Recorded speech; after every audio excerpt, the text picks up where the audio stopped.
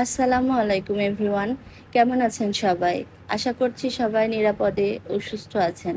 আমি আল্লাহর রহমতে সুস্থ ও নিরাপদ আছি। আসলে এই সময়টাতে নিরাপদ থাকাটাই অনেক বেশি ভাগ্যের ব্যাপার।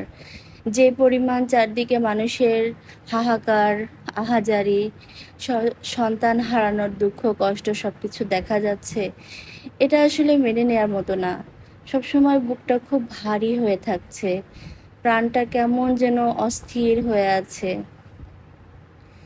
এই আন্দোলনের মধ্যে চলে গিয়েছিলাম আমার শ্বশুর বাড়িতে, গ্রামে।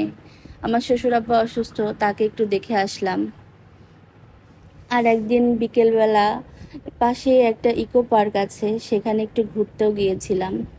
ইকো পার্ক মানেই সবুজ, প্রকৃতি, পাখি, একদম খুব নিবিড় প্রাকৃতিক পরিবেশ। যাই হোক, ওখানে কিছু রাইডও আছে। আদিয়ান অনেক মজা করলো, কয়েকটা রাইডে উঠেছে। তো সবগুলো ভিডিও করতে আমি ভুলে গিয়েছিলাম। এখানে এই যে সোয়ান বোটের একটা ভিডিও আছে, সেটাই আপনাদের জন্য শেয়ার করলাম।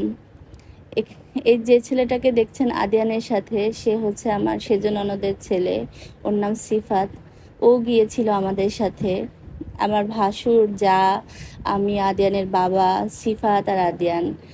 ওই দিনটা বেশ বিকালবেলা অনেক মজাই হলো, কারণ কয়েকদিনের এইসব চারদিকের দুঃখ কষ্ট এসব শুনতে শুনতে দেখতে দেখতে হাঁপিয়ে উঠেছিলাম।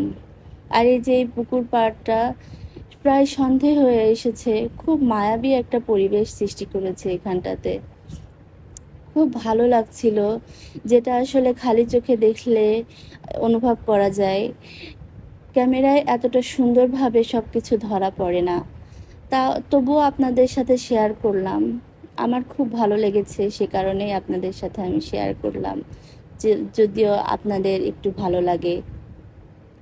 তারপর এখান থেকে সকাল সকালে ফিরে আসলাম। বাসায় এসে দেখি আমার শাশুড়ি কাঁঠাল রেডি করে রেখেছে।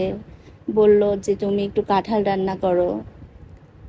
আমার শ্বশুর বাড়ির ওদিকে কাঁচা কাঁচা কাঁঠালের এঁচোড় রান্নাটা খুব প্রচলন আছে। যাই হোক, আমি এই যে কড়াইতে তেল দিয়ে কিছু গোটা গরম মশলা তেজপাতা দিয়ে প্রথমে একটু নেড়ে নিলাম।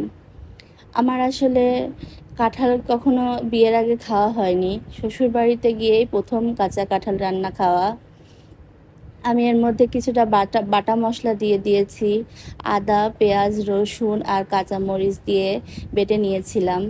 এখন স্বাদ মতো লবণ দিয়ে দিচ্ছি। আর এর মধ্যে বাটা মশলার মধ্যে একটু পানিও অ্যাড করে নিয়েছি। একটু হলুদ গুঁড়া, একটু ধনিয়া গুঁড়া, এগুলো সব 1 চামচ করে আমি দিয়েছি। আসলে এগুলো মশলার পরিমাণটা যার যার তরকারির পরিমাণ অনুযায়ী মানুষ দিতে হয়। এখানে এই যে আমাদের বাড়ির হেল্পিং হ্যান্ড যে আছে, সে কাঁঠাল কেটে ধুয়ে রেডি করে দিয়ে গিয়েছে। আমি একটু রান্না করব আর কি। তাও রান্নাটা আমার শাশুড়ি মায়ের রেসিপিতে। রান্নাটা হবে মাংস রান্নার স্টাইলে। মাংসটা যেভাবে রান্না করা হয় ঠিক সেভাবেই। এই তো মশলার কাঁচা গন্ধ দূর করার জন্য একটু ঢাকনা দিয়ে ঢেকে মশলাটা একটু কষিয়ে নিচ্ছি। কারণ মশলাটা কষিয়ে না নিলে, কাঁচা মশলার মধ্যে তরকারি দিলে তরকারিটা খেতে ভালো হয় না। এজন্যই কাঁচা মশলাটা প্রথমে একটু কষিয়ে নিতে হয়। এখন এই যে কাঁঠালটা দিয়ে দিব। কাঁঠাল রান্নাটা আসলে খুব সাধারণ একটা, শুনতে এরকম সাধারণই শোনায়, কিন্তু কেউ যদি একবার এভাবে মাংসের মতো করে কাঁঠাল রান্না করে দেখেন আর সেটা যদি খেয়ে দেখেন, দেখবেন যে এটা খেতে কতটা সুস্বাদু হয়। কাঁচা কাঁঠালের এঁচোড় আসলেই আমার কাছে এত ভালো লেগেছে যে আমি এই রান্নাটার ফ্যান হয়ে গেছি। এখন এই তো কাঁঠালটা একটু কষানো হচ্ছে।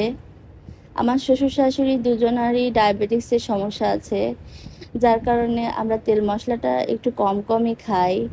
কাঁঠালটা কষানো হয়ে গিয়েছে, এর মধ্যে এখন পানি দিয়ে দিচ্ছি। খুব বেশি পানিও লাগে না, কাঁঠালটা দ্রুতই সিদ্ধ হয়ে যায়, এই জন্য অল্প পানি দিলেই চলে। এখন তো কাঁঠালটা রান্না হচ্ছে, মাঝে মধ্যে একটু ঢাকনাটা তুলে নেড়ে চেড়ে দিতে হবে। দেখতে হবে ঝোল কতটুকু আছে। খুব বেশি ঝোল শুকানোর প্রয়োজন হয় না কাঁঠাল রান্নায়, কারণ শেষে যখন কাঁঠালটা বন্ধ করে চুলাটা বন্ধ করে কাঁঠালটা রেখে দেওয়া হয়, কিছুক্ষণ পরে কাঁঠালটা বেশ শক্ত হয়ে আসে, জমাট বেঁধে যায়। এই জন্য খানিকটা ঝোল থাকতে থাকতেই কাঁঠাল রান্নাটা শেষ করে দিতে হয়। এখন এই যে খানিকটা ঝোল থাকতেই আমি এর মধ্যে জিরা গুঁড়া, গরম মশলার গুঁড়া এগুলো দিয়ে দিচ্ছি। এগুলো দিয়ে এখন নেড়ে দিব। তরকারিটা খানিকটা ঝোল থাকতে থাকতেই আমি শেষ করে দিব, কারণ হচ্ছে লাস্টে তো আপনারা দেখতেই পাবেন কাঁঠালটা কেমন শুকিয়ে গিয়েছে, ঝোলটা টেনে নেয় খুব দ্রুত। এই তো আমার কাঁঠাল রান্নার রেসিপি আজকের মতো তো আপনারা সবাই দেখেই নিলেন। আপনারাও বাসায় ট্রাই করে দেখবেন কেমন লাগে। আশা করছি ভালো লাগবে। এই যে কাঁঠালের ফাইনাল লুক, আশা করছি খেতেও অনেক মজা হবে। আপনারা সবাই ভালো থাকবেন, সুস্থ থাকবেন, নিরাপদে থাকবেন। আল্লাহ হাফেজ।